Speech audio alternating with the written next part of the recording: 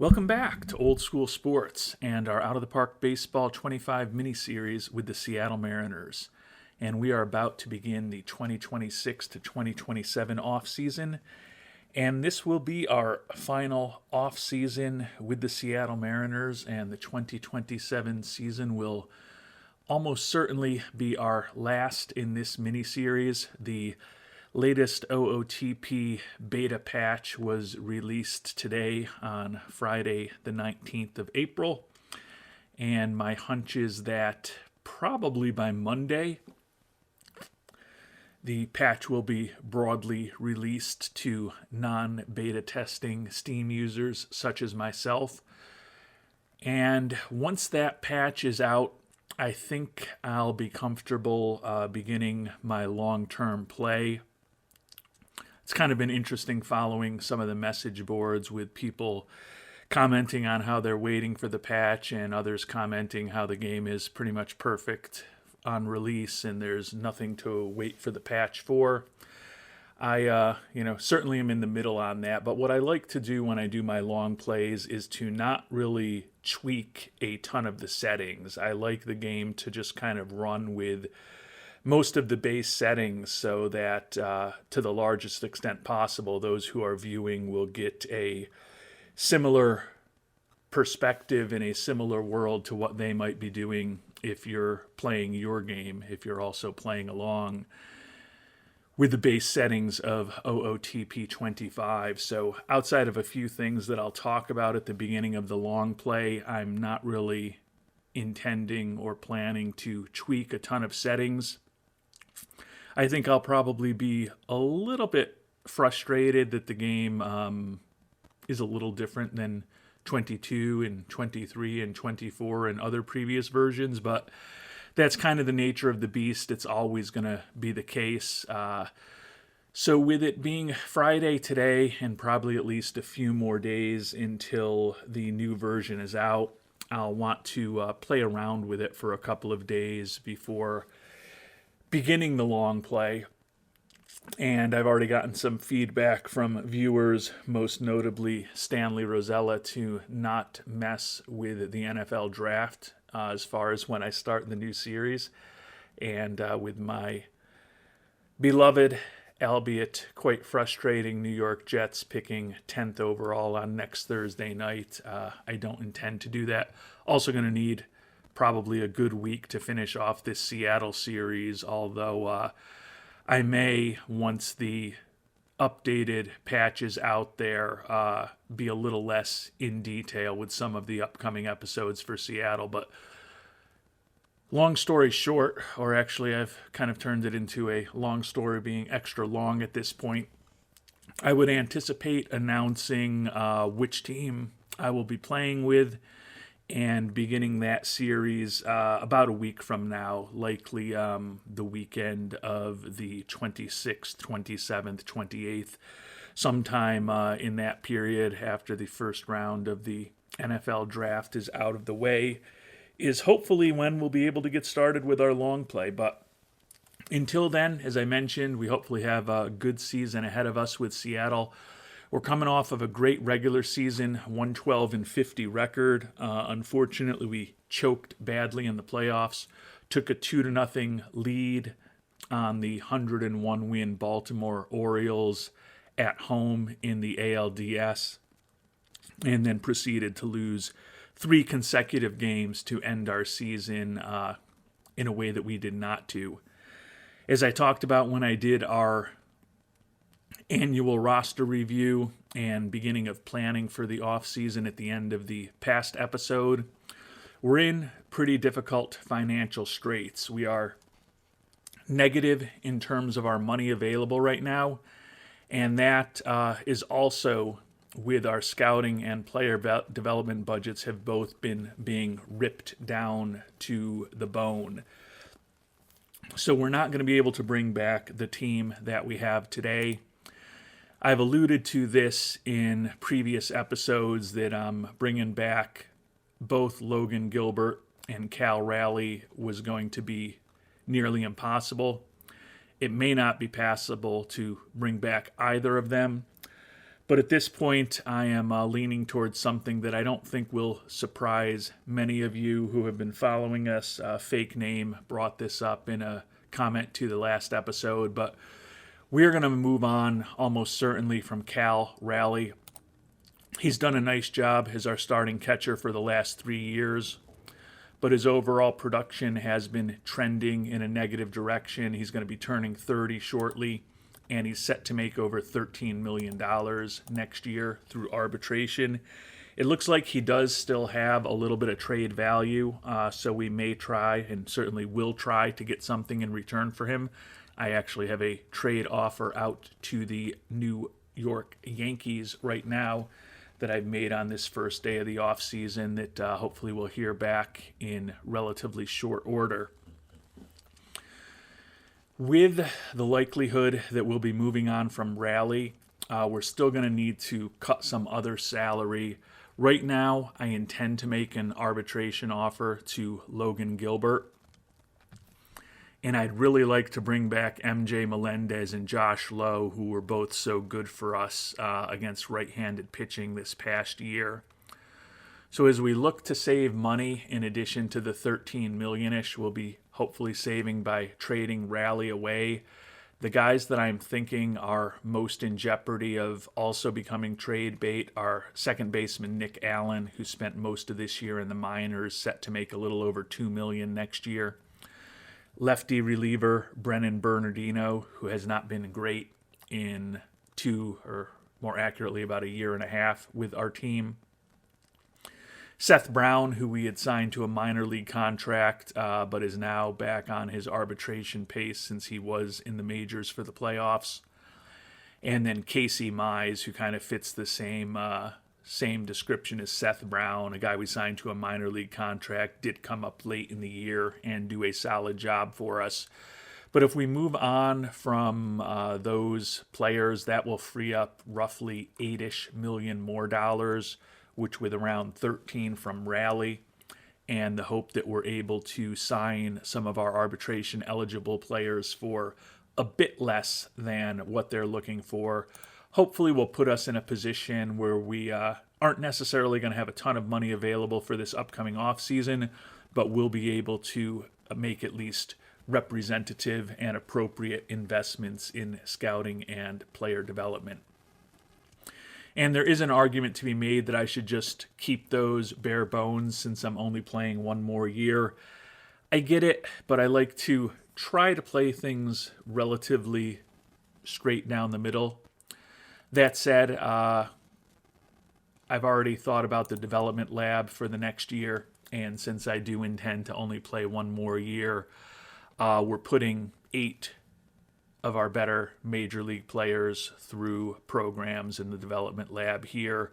Some riskier ones, Soto, Kirby, Cole Young, J-Rod, and Harry Ford are all in programs where the likelihood of success is not necessarily all that great. But if we've only got 1 year left with this team, and we're coming off of a 112-win season and intending to do better than a loss in the ALDS next year, we're going to invest as heavily as possible into hopefully ensuring that those major league ready and major league quality players are positioned to hopefully be even more impactful next season than they were this past year. And part of the reason that we're willing to explore trading away Raleigh is that Harry Ford can definitely step in as our starting catcher next year. He played primarily first and third base for us this year and had a really nice rookie year with a 114 WRC plus and a 3.2 WAR. Unlikely to start 153 games again behind the plate, so we'll have him in the lineup a bit less, but he should be more productive offensively and at this point a better defensive catcher than Raleigh was. We locked up Tyler Stevenson over the summer to an extension to serve as our backup catcher, and he proceeded to hit like crap after we signed him to that deal in August and September, but still envision him likely being the backup to Ford next year, and that should give us the flexibility to move away from Raleigh And we are going to make an offer to Logan Gilbert. We won't be able to bring Lance McCullers Jr. back. He's looking for 4 years at over $21 million a year at this point.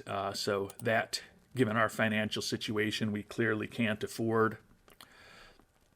But I don't want to lose both McCullers Jr. and Gilbert.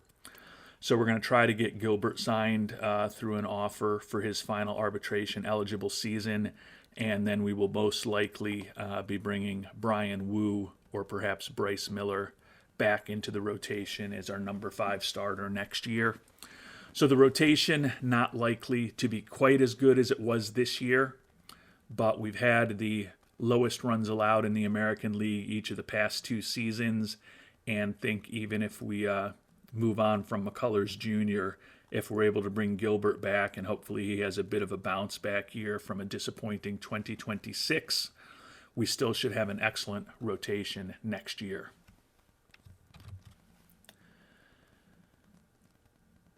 And given that this team was so good this year, I am trying to bring back basically everybody except those players that I already talked about. So of our arbitration-eligible players, only Mize, Bernardino, Raleigh, Allen, and Brown are not getting initial offers. Trying to package some of them along with Raleigh in that trade to the Yankees, which we'll hopefully be seeing about in the next couple of days. We do have an interesting decision with McCullers Jr. I mentioned he was looking for 4 years, 21 plus a year, coming off of a really strong bounce back year this season.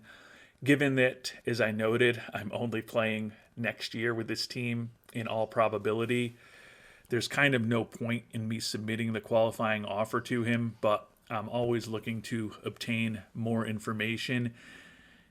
Very anecdotal and relatively small sample size, but it seems like in 25 players may be a little more willing to accept QOs than they've been in previous versions. So this will just give me another data point. You wouldn't think he would accept it when he's looking for 4 years and around $85 million, that he would accept $19 million for 1 year, especially coming off of one of the better seasons in his career. If he does accept that qualifying offer, we're going to have to just trade him away. There's no way we can afford to have him on the roster next year. So he won't be back with us even if he accepts the QO. But I want to at least try to get the compensatory draft pick for the AI general manager off in the mysterious ether somewhere, who will be taking this team over for me once we move on to our long play. So with that, we're going to start moving forward. Hopefully we'll hear back on that trade offer that we made to the Yankees. Hopefully we'll start getting some of our arbitration-eligible players signed. And we're going to certainly look for more trades and transactions. It's unlikely to be a significant free agent year for us. We've signed some big free agents each of the last 2 off seasons and just aren't going to have the funds to do it going forward this year, which is fine. It doesn't look like an incredibly great free agent class. You can see the upcoming free agents. On the pitching side, there actually are a few relatively interesting pitchers, including our buddy Lance McCullers Jr., who are expected to hit the market. The everyday players, other than Luis Robert Jr., are pretty weak. Some familiar names: Tommy Edmonds, been on the market in previous seasons, and I want to say I think even Yandy Diaz was on the market this past year as well. They both ended up signing 1-year deals, it looks like. I don't see any huge difference makers out there, and as I noted, we're going to likely be unable to afford a difference maker anyways. So we'll start simming forward. I think we've got a almost certain Cy Young Award winner in Luis Castillo, and I think Juan Soto is going to end up in a very interesting MVP race with the fellow youngsters Bobby Witt Jr. and Adley Rutschman. Soto had the strongest offensive year easily of those 3 players.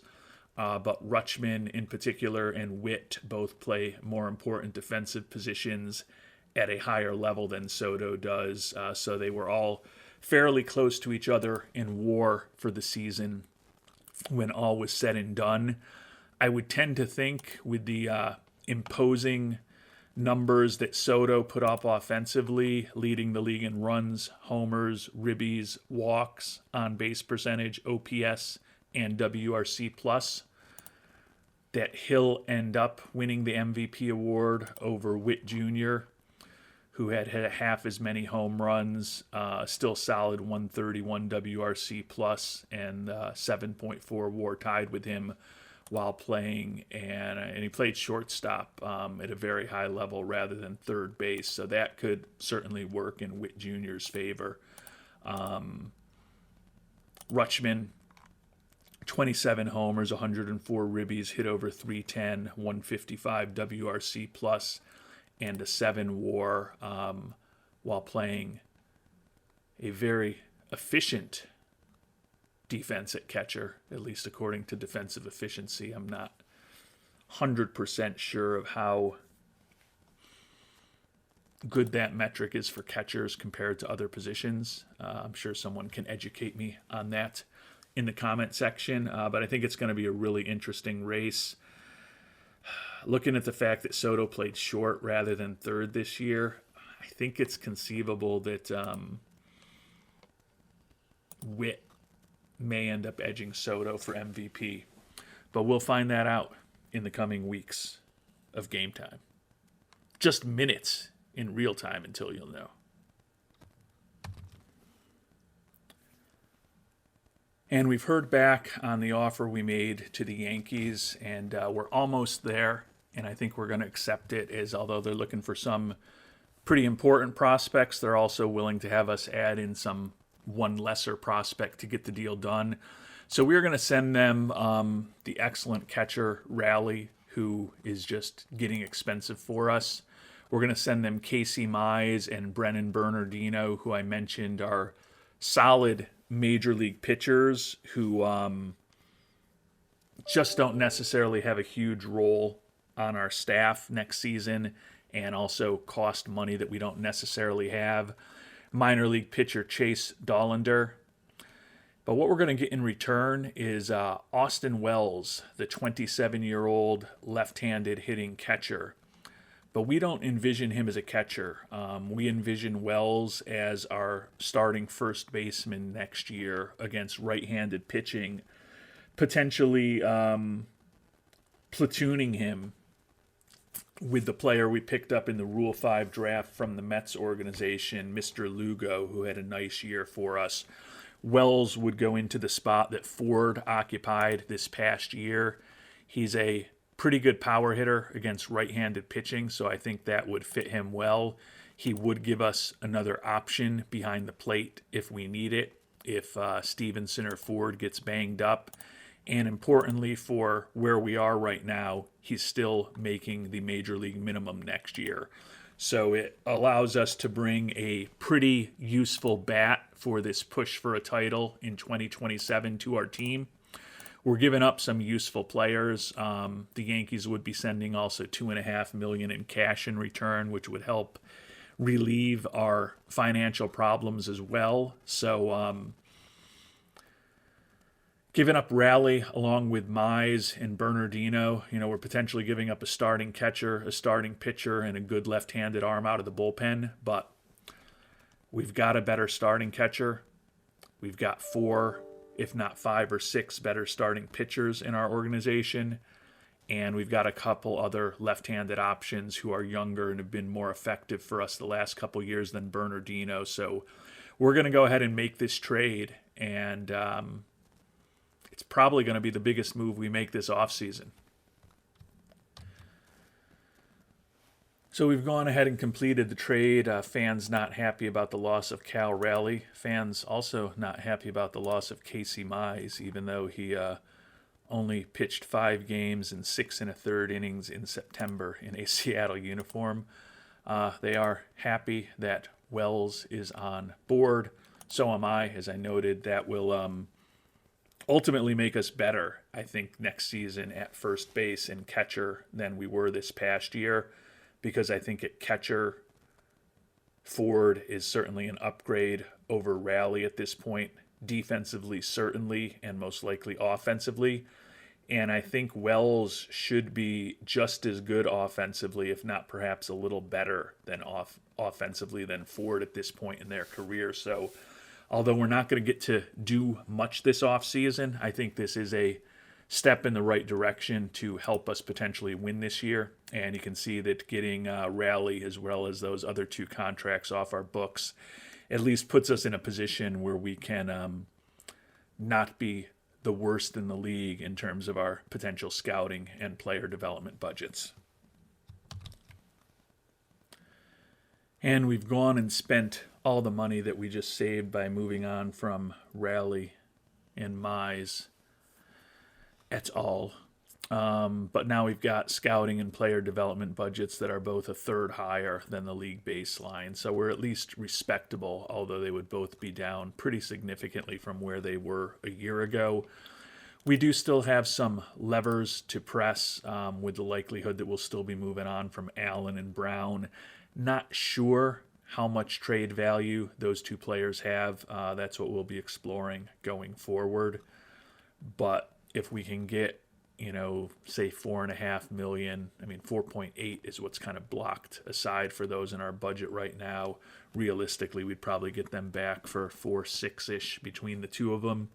If we can get that money off of the books and pick up something in trade, even better. If we can't trade them away, we'll probably just make no offers to either of those players.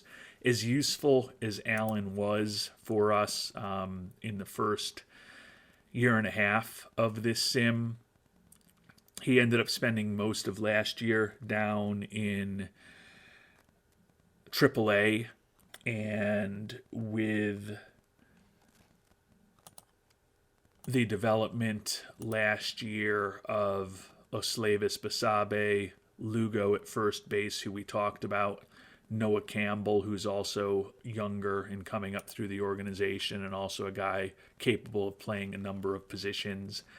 I think it's time for us to go with guys who are making the minimum for that likely second utility infield spot, rather than Allen, who's going to be making over $2 million next year. So hopefully we can get something for him in trade. He's a versatile player and a really good defensive player. So moving on from him is not without risk, but I think it's a risk worth taking. And unfortunately, there's not much of a market for either Seth Brown or Nick Allen. Seth Brown, we can pick up Seiya Suzuki, an aging first baseman, making a lot of money from the Yankees, or Hunter Owen, a 24, soon-to-be 25-year-old designated hitter in the Marlins organization. Not a good fielder. Guess he can also play first base in theory. Doesn't even have a position rating. Although maybe that's just because he's listed as a DH. Oh, I guess since I am in commissioner mode, I could trade his position. No, still doesn't even actually have a position rating. Making the major league minimum. He does have some home run power. He also has the ability to strike out an insane number of times, as shown by the 5 homers and 17 runs batted in that he had in 80 at-bats in the majors this year.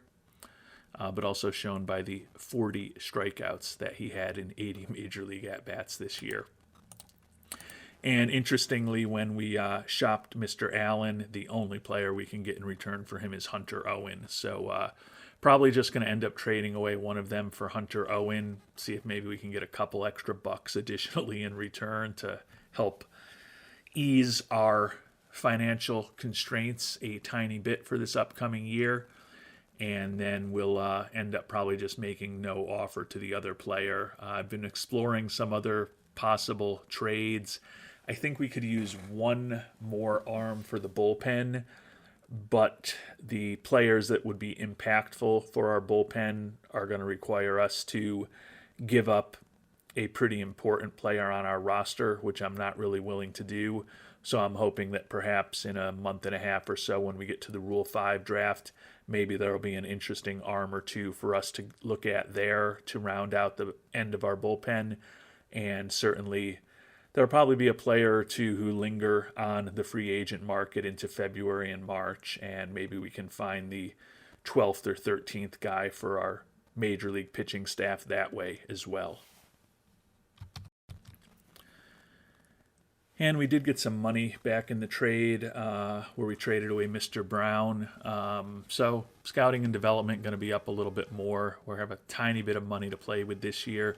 Kind of disappointing that as a result of those trades, our fan interest is 81, which is kind of crazy. I mentioned in the last episode that we started last season at 86.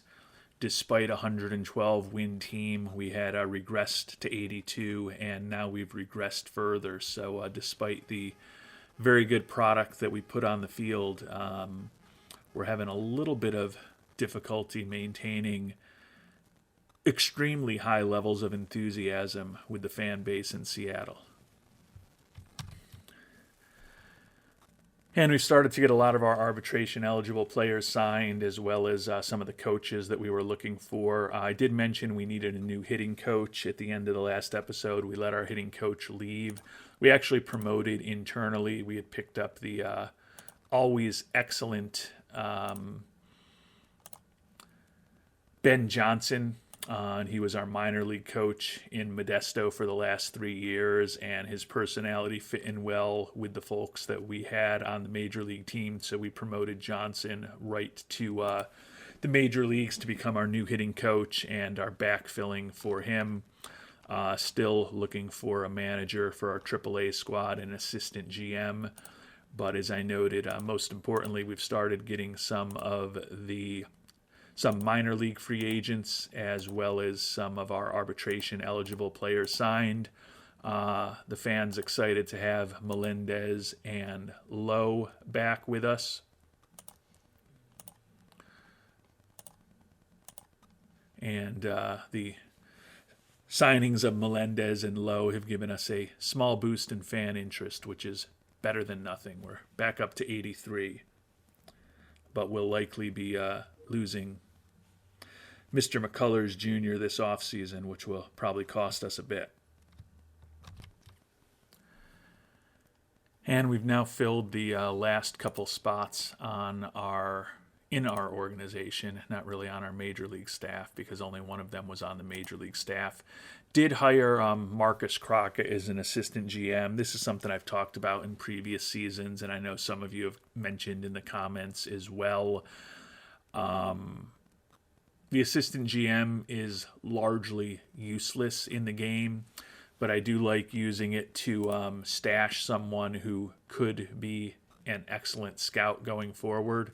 And although we don't see his scout ratings here because he is now an assistant GM, the reason I hired Mr. Crockett was that he looks like he could potentially be an excellent scout if we ever need one in a pinch. Oh, you can see the ratings here. He's 150 and above in everything. So he's I believe excellent in majors, and I think he was outstanding in the other 3 categories. He's favor tools rather than highly favored tools, but still a very useful insurance policy should our current scout, Mr. Lonnie Goldberg, get hit by a bus. And as I alluded to earlier, coming off of this 112-win season, I think it's going to be a very fruitful award season for what it's worth for our Seattle Mariners. Started off with the Gold Gloves today, where Harry Ford, who's going to be likely our catcher next year, as I mentioned, won a Gold Glove at first base. And Josh Lowe won a Gold Glove for us in left field. So a couple of Gold Gloves this year. A bit surprised that J-Rod was not in the mix at at center field. Don't know why I'd be calling J-Rod a third baseman. Looking at the fielding stats for Dalton Varsho, really good with his zone rating and certainly well above average in defensive efficiency in center field. Compare those numbers to our center fielder. And I think J-Rod's, certainly got a case, right in the same neighborhood in his defensive efficiency. And I think that's a little bit better in zone rating, if I remember correctly. Yeah, so it was probably a very close contest between the two of them. Looks like J-Rod ended up on the losing side of the ledger this time around. And we also ended up with a couple of silver sluggers. Cole Young, who we think is going to be a very strong candidate for Rookie of the Year, has already been named an All-Star and just won the Silver Slugger Award at second base in his first year in the majors. Expect him and Ford to both get some attention, but think that Young will likely get more votes. And then, not shockingly, Juan Soto was the Gold Glove winner at designated hitter. And MJ Melendez, our captain, named a Silver Slugger as a right fielder for us this year. He only started 127 games because we play him when we have the option only against right-handed pitching, but was incredibly effective for us in that role.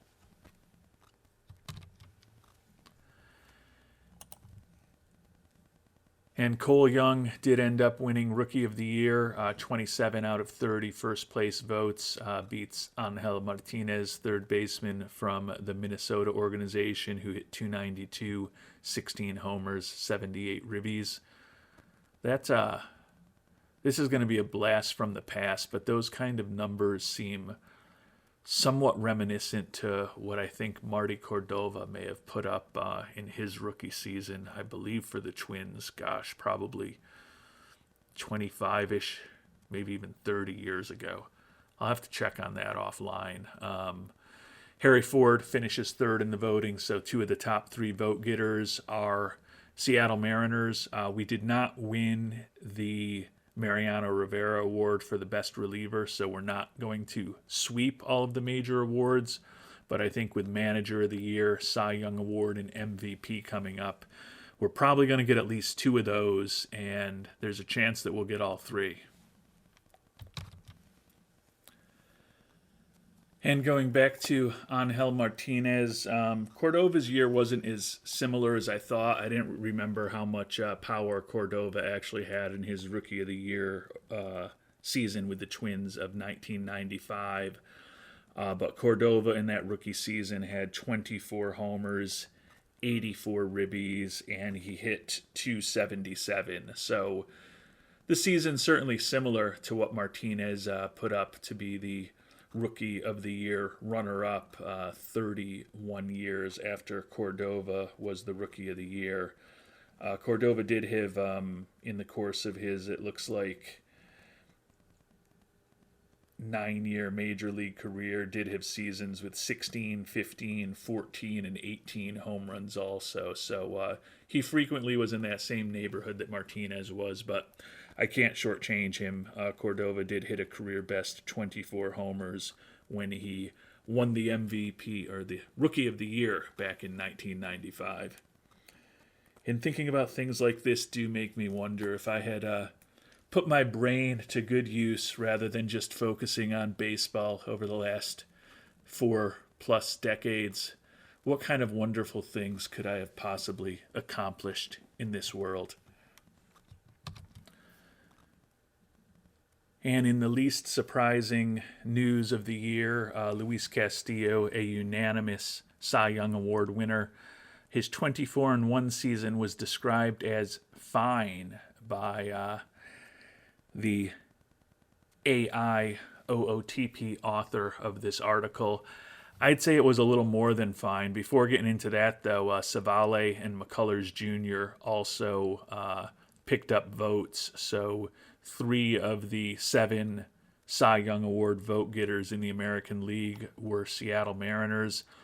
only Castillo and Savale will be back with us next season. As I mentioned, we are making the QO to McCullers, but expect him to refuse it. And even if he does agree to it, we'll look to trade him away since we simply can't afford to have him back. As much as we'd love to have a pitcher as high quality as him as our number 5 starter again. But Castillo, with a truly historic season, won the pitching Triple Crown, leading the league with 24 wins against that ridiculous 1 loss, 233 strikeouts, 2.52 ERA. Also led the league in innings pitched for a second consecutive year. WHIP, quality start percentage, FIP minus, and pitcher WAR. Not shocking at all for him to win his first Cy Young Award here in 2026. We did not, when all was said and done, win the Manager of the Year award. I thought we might have a shot at that coming off of a 112-win season, particularly after being an 81-win team a year ago. So certainly would think that a 31-game improvement would help us. But Alex Cora, who improved the Red Sox by 11 games this past year, ended up getting the AL Manager of the Year. Cy Young Award in the National League to Spencer Strider, a unanimous winner similar to Castillo. Led the league with 318 strikeouts and also in WHIP, strikeouts per 9 innings, FIP minus, and WAR, as well as games started. Going back just briefly to the other award that we did not win. We did not get any votes at all for the AL Mariano Rivera Award winner, so that was likely the one that we were furthest away from. And we'll find out tomorrow whether Adley Rutschman, Bobby Witt Jr., or our own Juan Soto is the American League most valuable player.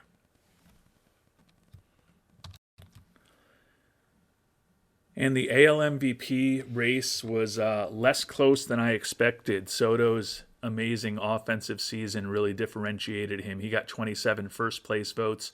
The only other first-place votes actually went to our Cy Young Award winner, Luis Castillo.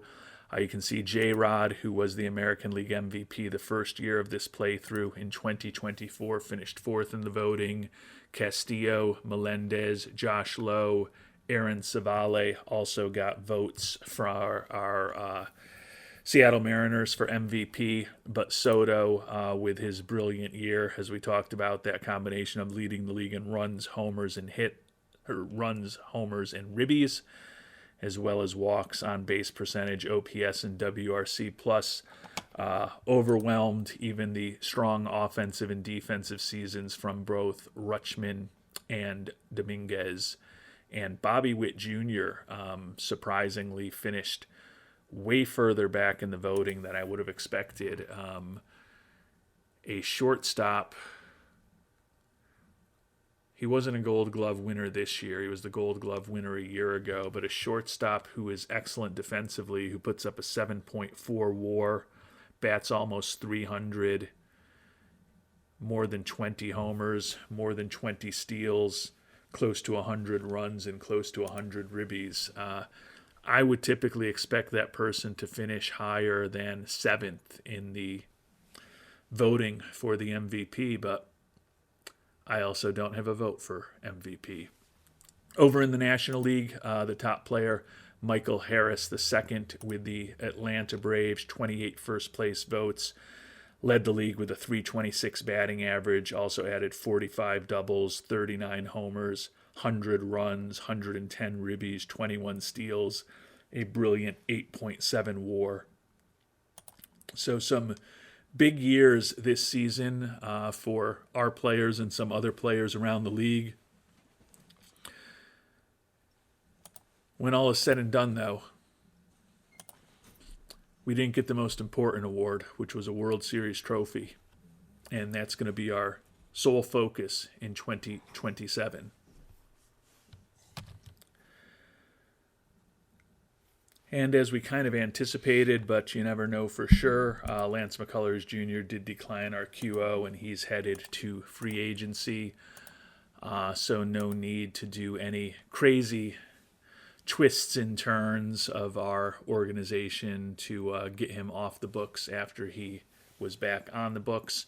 With some other minor leaguers who are on major league contracts that we released, as well as the fact that we did not offer anything to Mr. Allen, and he'll be hitting free agency. You can see we've got a little bit of money to play with here.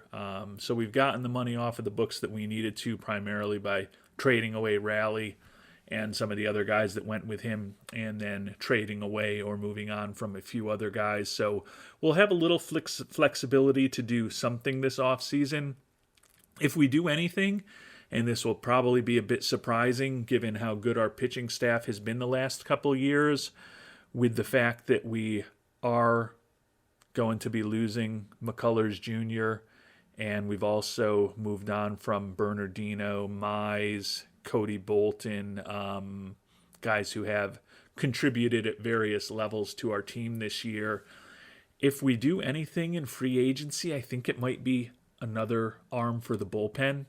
Don't know that we'll be right at the top end of the market, but we're at least in a position now where we're respectable in terms of our scouting and development budgets, and we do have a little bit of money to potentially use on a one-year contract with somebody. So let's find out who's going to be available in free agency. And before we take a look at the major league free agents, a quick look at the international free agents. Starting pitcher Mitsumasa Nakamura, 25-year-old. Looks like he could be a pretty useful arm. Only looking for $1.8 million. I wonder if that's a minor league contract with a major league option. That's not a horrible contract for him. Certainly someone who could help us a little bit as a emergency starter. Not a difference maker, but I was just mentioning that we may need to round out our pitching staff and probably could do worse than Nakamura. One guy who would certainly be better than Nakamura is Mikio Amori, 27-year-old. He's looking for $23 million a year, but with that brilliant fastball, sinker, and slider, looks like he could be an excellent pitcher. No way that we can afford him, but we'll certainly scout him to learn more about him, because 50-50 shot that he'll be in the American League, and we'll be facing him a lot next year. And obviously we can face him if he's in the National League as well, because it's not 1984. David Pineda, starting pitcher out of Cuba, another guy looking for the low 20s, 4-pitch arsenal. Another guy who looks like he could be a really interesting pitcher. So some really good international free agents this year as far as the pitchers. Reliever Sugio Maeda, left-handed pitcher. He could certainly help us as well. Looking for $9 million. It's probably more than I want to spend on a bullpen guy, but we could use some help in the bullpen. Tokumara Sakurai, another guy looking for around $10 million. It's one of the stronger international free agent pools I've seen in all my time playing the game. Catcher Juan Gamera, looking for around $10 million. Looks like he could be an excellent defensive catcher. He's got a gun for an arm. Perhaps he's the new Benito Santiago. So some very interesting players. Wow. Catcher Yasuyuki Nishida out of Japan. Another guy who's good defensively, captain personality, and a pretty good hitter for a catcher, 26 years old, looking for $18 million.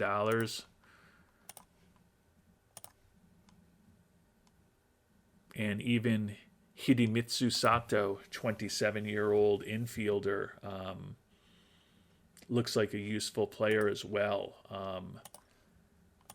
I will say that normally when you kind of look at I think it's usually 10 international free agents. There's only 2 or 3 that are kind of major league quality players, and I think there's 7 on this list, including a couple of potential superstars, starting pitcher, catcher. So a really impressive class of international free agents. We're probably not going to have the money to play at the highest end, but you saw me trying to get the scouting reports on the most attractive players on that list, and if any of them do happen to linger on the market, maybe they'll be able to help in Seattle's push to get this team to a World Series next year. Major league free agents, we'll take a look there as well. Robert Jr., recovering from that broken bone in the elbow, still the highest rated player around. You can see Nishida, Gamera, and Sato also somewhat highly regarded, but our scouting accuracy on those 3 is not where it is with the rest of the major leaguers. Don't necessarily think that there's anything that we're going to do here. Sato, the third baseman, is probably the only one that's realistic financially for us to consider among these 3-star or higher players. And as I alluded to, with Wells now at first base, Young at second base, Torres at third, Bichette at short, and Basabe kind of locked into a middle infield spot, possibly playing regularly against left-handed pitching, we really only have one infield spot left. And we do have guys like Lugo, the first baseman, Tyler Locklear, the corner infielder, and then Campbell, who we talked about, who could all be in the mix for that utility infield spot next year. So Sato not necessarily fitting a big position of need for us, but still someone that hopefully we'll learn more about. Pitching-wise,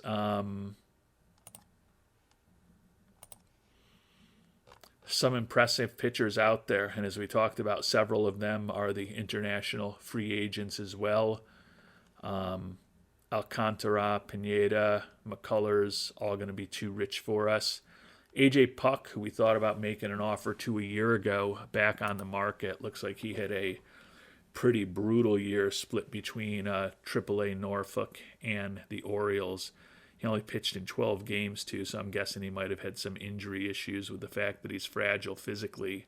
But ERAs of over 5 in both areas, but he's inexpensive enough for us. As I mentioned, a solid reliever might be something for us to consider, and there are a few that are potentially out there, and we've got a little bit of money to spend. So we will have some options this off-season. If you've got thoughts on what we've done already and what you would recommend that we do, always helpful for me to hear those in the comment section, or more accurately, read those in the comment section down below. Or I always say down below, and it actually could be to the right, depending on what type of device you're using. So if you have thoughts on what you would do going forward in this off-season, would love to hear them. Mentioned it's most likely our final off-season, heading into what's most likely our final season with the Mariners. You never know.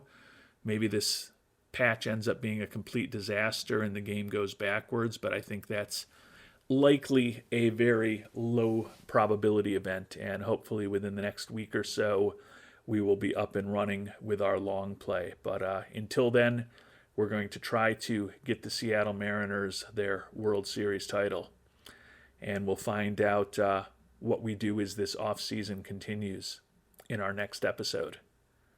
Until then, thanks so much for watching, and hope you have a great day.